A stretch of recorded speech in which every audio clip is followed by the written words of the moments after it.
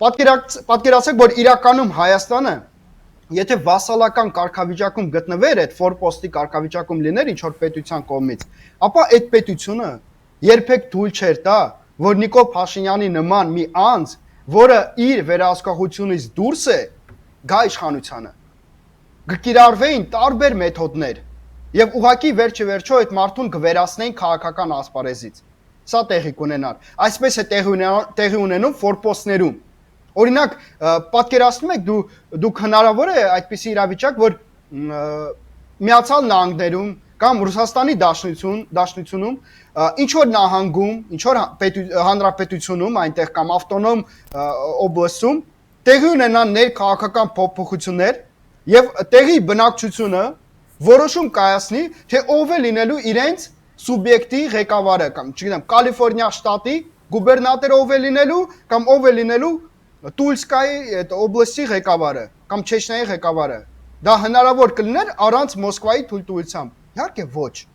Երբեք նման բան չէր լինի։ Բայց եթե հիմա Նիկոլ Փաշինյանը ասում է, որ Հայաստանը նույն կարգավիճակում է ստույցան եղել, այսինքն կախվածության մեջ, ֆորպոստ է եղել, չգիտեմ, ինչ վասալական կարգավիճակ է ունեցել, բայց Նիկոլ Փաշինյան դու ո՞նց ես հայտնվել պետության ղեկին։ Թե մենք կարող ենք ենթադրել, որ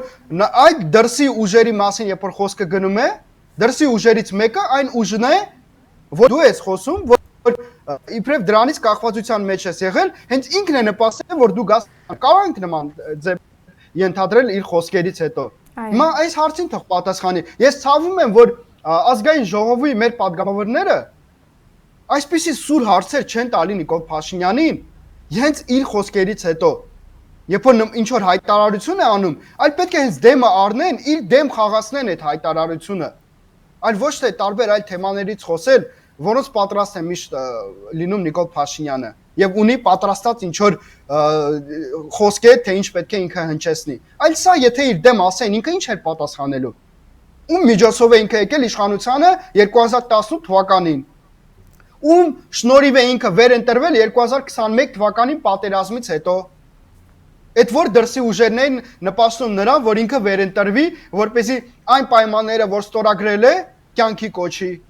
Այս հարցերը ինչու չեն բարձրացնում։ Ումից են վախում, ինչից են կաշկանդվում։ Ինձ համար սա է զարմանալի։ Ես հուսով եմ, որ նման հարցեր պետք է բարձրաձայնվի ազգային ժողովի падգամավորների կողմից։ Իրենց քայլերը սուր են, բայց սուր են ոչ թե ճիշտ ուղղությամբ, այլ սխալ ուղղությամբ են սուր։ Եվ ի վերջո հանգեցնում են նրան, որ Նիկոլ Փաշինյանը այդ սրությունը օգտագործում է իրենց դեմ։ Բայց հավատացեք, եթե Նիկոլ Փաշինյանին անհարմար հարցեր տային, շատ վատ վիճակում կհայտնվեր Նիկոլ Փաշինյանը, շատ վատ։ Եվ չէր գտնի հնարավորություն ճիշտ ձև պատասխանել իրենց։ Եվ հետագայում կհետևեր իր բոլոր խոսքերին։ Բայց քանի որ ճիշտ հարցեր չեն տրվում, դրա համար էլ Նիկոլ Փաշինյանը ոչ մի խոսքի չի հետևում։ Թույլ է տալիս իրեն ամեն ինչ ուզում է անում է, Facebook-ում տեսնում եք ինչ տիպի հայտարարություններ է անում, ինչ տիպի գրառումներ է անում, տեսնում եք ազգային ժողովի ամբիոնից ինչպիսի հայտարարություններ է անում։ Այս մարդը հասկանում է, որ իր դեմը չեն առնում։ Դրա համար ինչ իրեն ցանկանում է, դա է թույլ է տալիս ըստ էության։